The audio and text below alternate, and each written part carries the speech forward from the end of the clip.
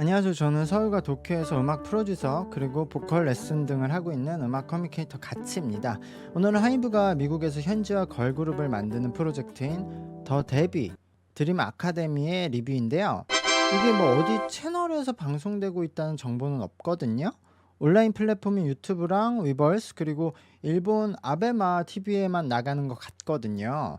근데 이제까지 이런 뭐 오디션 콘텐츠가 많았었는데 보통은 에피소드 1 이렇게 묶어서 영상을 올리고 무대에 대해서는 따로 영상들을 올렸잖아요. 근데 여기는 잘게 쪼개서 클립을 나눠서 올리고 있거든요. 그래서 '왜 그러지? 일부러 보기 어렵게 만드나?'라는 생각도 했는데 나중에 이제 데뷔할 때 내년에 데뷔할 시점에 맞춰서 이 오디션의 내용을 담은 다큐멘터리가 넷플릭스에서 공개가 예정이 돼 있어요 이미. 그래서 아마 거기랑 뭔가 내용이 겹칠까 봐 이거는 그런 풀 버전 없이 올리는 걸 수도 있을 텐데요. 그건 어차피 다큐멘터리 감독이 따로 촬영을 하고 편집을 하는 거니까 오디션 방송은 오디션 방송대로 제대로 연출을 하고 편집을 하는 게 좋을 거라고 생각을 하는데 이 오디션 방송이 흥행시켜야 그 위에 팀도 잘 되고 뭐 더 잘 될 텐데 오히려 지금 이제 시작하는 전 단계인데도 이 오디션 방송의 연출보다는 이후 다큐멘터리 공개하는, 그러니까 여기서 탄생할 팀의 데뷔 프로모션에 더 집중을 하고 있는 그런 느낌이 있는 거죠. 일단 제가 알고 있는 정보를 정리를 해 보면요. 하이브가 미국에서는 유니버설 뮤직과 합작을 해서 하이브 유니버설이라는 회사를 만들었어요. 하이브가 약간 지분율이 더 높아요. 그리고 유니버설의 산하 레이블 중에 개펜 레코드라는 레이블이 있는데 거기랑 지금 같이 협업을 해서 이번 오디션을 진행을 하고 이후 활동도 지원을 하는 거죠. 개펜에는 올리비아 로드리고 그리고 콜드플레이 같이 현재도 핫한 아티스트들도 있고요. 뭐 스눕독, 레드핫 칠리 페퍼스 그리고 뭐 이글스, 엘튼 존 같은 아티스트도 있는 레이블이에요. 여기서 탄생된 팀은 하이브를 통해서 이런 케이팝 네트워크에는 계속 홍보가 될 거고요. 오디션 과정은 그래서 하이브가 주도를 할 것 같아요. 그리고 이후 데뷔 이후에는 유니버설에서 음악을 제작을 하니까 그쪽에서 주도해서 팀 관리를 할 것으로 보입니다. 글로벌 오디션을 통해서 12만 명이 지원을 했다고 하는데요. 많은 숫자긴 한데 최근 한국과 일본에서 케이팝 오디션을 해도 뭐 10만 명, 12만 명, 막 14만 명도 지원을 하고 있거든요. 어쨌든 이런 1차 접수 오디션을 통해서 걸러진 멤버들이 하이브의 케이팝 트레이닝을 지금 몇 달간 받았다고 하고요. 지금 현재 20명의 인원이 미션에 참가를 하게 되었습니다. 국적으로 따지면 미국 국적이 6명으로 가장 많고요. 한국, 일본, 태국, 필리핀도 있고 슬로바키아, 벨라루스, 브라질 등 다양한 국적이 참가를 하고 있어요. 참가자 중에 미국의 브루클린이라는 멤버는 틱톡 팔로워가 110만을 넘고 있고요. 보니까 틱톡에서 그냥 이런 간단한 춤도 추고 노래하고 그런 컨텐츠더라고요. 그리고 벨라루스의 일리아는 무려 팔로워가 290만이거든요. 일리아도 노래를 하긴 하는데 보면은 막 노래를 하는데 되게 리액션을 엄청 오버해서 하더라고요. 그래서 그 리액션이 더 주요 콘텐츠가 아닌가 싶더라고요. 그리고 한국인 나영은 보이스 코리아 2020에 참여했던 이력이 있고요. 최종 20명 중에 최연소 멤버가 2009년생 일본인 멤버 히나리라고 합니다. 미션은 총 3개를 한다고 하고요. 오늘 볼 첫 번째 미션은 20명의 멤버들이 그동안의 실력을 확인시켜주는 미션들을 하고 여기서 2명의 탈락자가 발생된다고 하고요. 두 번째 미션은 한국에 들어와서 팀 미션을 진행한다고 해요. 여기서도 뭐 탈락자 발생하고 또 세 번째 미션에는 예술성을 확인하는 컨셉트 미션을 하고 여기서도 탈락자가 발생하겠죠. 이게 위버스랑 유튜브 영상의 조회수와 좋아요를 결과에 반영을 시킨다고 하거든요. 탈락자에. 근데 최근에 하이브가 진행했던 알류 넥스트를 통해서 우리는 경험이 있죠. 최종 선발하는 멤버는 팬들의 그런 입장보다는 본인들 그냥 회사 생각을 많이 반영시킬 가능성이 큰 회사예요. 제가 YG 그 베이비몬스터의 리뷰를 할 때도 그랬고 최근에 이제 JYP에서 하고 있는 A2K 리뷰를 하고 있으면서도 역시 문화권에 따라서 보는 시각이 많이 다르다는 걸 느끼는데요.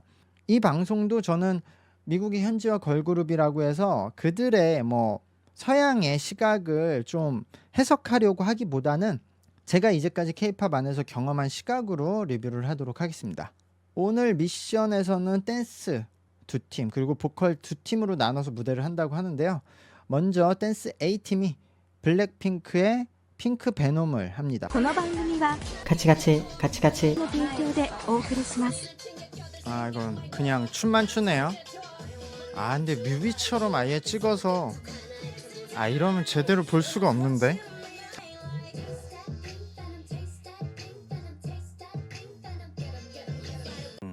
일단 하이브는 제가 그 일본 현지화 그룹 엔드팀 만드는 더 하울링 오디션을 리뷰할 때도 느꼈는데 아 근데 이건 뭐 다른 회사들도 마찬가지긴 한데 어쨌든 아주 조금 더 하이브는 오디션이나 서바이벌이라고 해도 안전한 모습만 보여주려고 하는 것 같아요. 최대한 좋게 만든 모습만 보여주려고 하는 것 같아요. 그래서 사실 뭐 오디션이나 서바이벌에서 시청자들이 뭔가 평가할 만한 정보를 좀 적게 주는 느낌이 있어요. 물론 뭐 YG도 베이비몬스터 할 때도 그랬고 뭐 JYP도 굉장히 대본을 신경 써서 오디션 방송을 이렇게 딱 갖춰서 만들긴 하는데 그래도 일단 무대 자체는 어느 정도 공개는 하거든요. 이것도 사실 그냥 완전 퍼포먼스 비디오처럼 공개를 하니까 그냥 완전 지금부터 이 팀을 응원할 거야. 그리고 이미 팬이 되신 분들은 감상의 분위기로 볼 수 있는데 이거를 얘네들이 어떤 실력을 가지고 있지, 어떤 장점이 있지 하고 한번 이 서바이벌 방송으로서 봐볼까라고 하시는 분들은 별로 재미가 없을 것 같은데요. 지금 이 순서로는 아델라, 우아, 메간, 다니엘라, 히나린가? 예, 그런 것 같죠?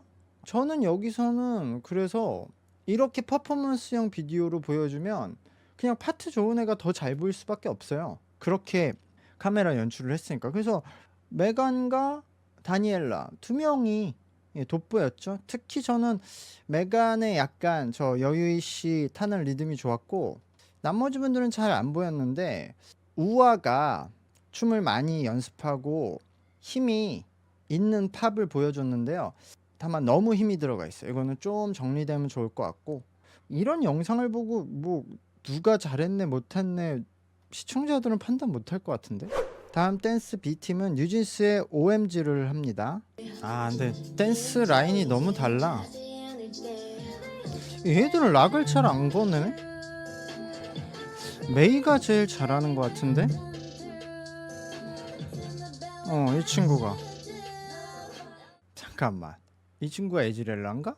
네 맞아요. 오스트레일리아 에지렐라, 그 다음에 미국의 에밀리, 그 다음에 일본의 메이, 그 다음에 한국의 윤채, 그 다음에 마퀴가 태국이구나. 근데 이 OMG의 안무가 포인트 안무에서는 저렇게까지 리드미컬하게 하는 것보다는 딱딱딱 락을 걸면서 가주는 게 이쁘거든요. 근데 메이 외에는 다 엄청나게 그냥 리드미컬하게 하네요. 전체 안무를 그냥 아예 통으로. 근데 뭐 그거는 자기의 표현이니까 상관이 없는데 이게 뭐 색다르거나 뭐 더 좋거나 뭐 그러면 좋은데 아니 그냥 뭔가 느슨하게 보여. 그래서 여기서는 저는 메이가 좋았고 그 다음에는 보컬 A팀이에요. 일리아와 브루클린 두 명의 인기 틱토커가 같은 팀이 되었나요? 노래는 잘하겠지. 틱토커 연기 들어갔어. 좀 치는데 브루클린. 아 근데 이것도 베이비몬스터처럼 부정을 엄청 많이 해서 그냥 녹음이네. 이건 이 정도면. 어렵다. 어려워. 이렇게 생각하면 블랙스완이 굉장히 잘 만들어진 팀이에요. 어쩔 수 없이 지금 이렇게 동양 문화권이 아닌 멤버들로만 만들어져 있는 K-팝 팀이 활동하고 있는 팀이 블랙스완이니까 블랙스완하고도 계속 비교가 하게 되는데 그러니까 마케팅이 참 중요한 것 같아. 블랙스완이 하이브에서 나와서 이런 하이브의 곡을 받았으면 더 잘 됐겠죠. 사실 노래 실력은 평균 실력은 기본적으로 전부 성대의 힘도 좋고 호흡도 어느 정도 쓰고 있고 공간도 사용하고 있고 공간도 좋아서 평균 실력은 나쁘지 않은데 이게 막 엄청 잘한다는 친구는 없거든요. 여기도 일단 브루클린이 가장 노래를 잘해요. 여기에서는 그래서 지금도 뭐 센터를 맡은 것 같은데 중요 부분을. 그래서 브루클린은 저는 그냥 잘한다고 생각해요. 근데 다른 친구들은 지금 굉장히 세밀한 보정이 들어갔는데 이 정도면 이렇게 거의 녹음 수준의 보정이 들어갔는데 이 정도면 저는 그냥 평범한 것 같은데요. 특히 칼리가 제일 많이 지금 보정이 들어가 있어요. 그래서 일리아는 아직 기술이 제대로 정리가 안 돼 있고 그리고 아무래도 지금 마농이라든지 렉시는 파트가 적어서 그냥 노래를 평균은 한다 그 정도만 보였거든요. 여기서는 렉시랑 마농이 오히려 제일 괜찮았어요. 뭐 그렇게 노래를 뭐 이상하게 하지도 않았고 근데 제일 부담이 안 갈 것 같아. 다음 팀까지 볼게요. 마지막 보컬 B팀은 파라몰의 Still Into You를 합니다. 이 친구는 잘하네. 이 팀이 더 잘하네. 근데 셀레스트가 좀 특이하네. 나영, 라라, 소피아, 사마라, 셀레스트잖아요. 소피아가 필리핀, 나영은 딱 한국 사람처럼 노래하네요. 한국에서 노래 배운 것처럼 노래하는데 이 팀들이 조금 더 밸런스는 좋았어요. 그러니까 자기 문화권의 그 특징이 다 발성에 나오거든요. 이게 결국 언어에 따라서 소리가 좀 결정되기 때문에 그래서 라라도 좀 되게 특이하거든요. 공간을 여성치고는 입 공간만 저렇게 딱 정해놓고 부르니 그래서 뭐 성악가처럼 본인의 이렇게 딱 음역대가 정해져 있는데 여기서는 굉장히 안정적이고 강점이 있을 것 같아요. 그리고 오히려 센터에서 소피아가 그렇게 뭔가 특징 있게 들리진 않았어요. 이것도 보정이 많이 돼서 그런 거긴 한데 근데 그래도 다들 노래가 기본 실력들은 있구나. 여기서는 저는 이제 브라질의 사마라가 가장 기본기가 잘 정리되어 있는 느낌이다라고 생각이 들었고요. 이 셀레스트가 되게 특이한데 아르헨티나 분이시거든요. 지금 노래는 되게 특이하게 불러요. 그래서 이거는 좀 정리가 많이 필요한데 근데 정리가 되면은 좀 장점을 많이 가질 아마 이것도 어쨌든 언어 때문에 그러신 것 같은데 본인이 그냥 비음 넣고 소리를 그냥 다 퍼뜨리거든요.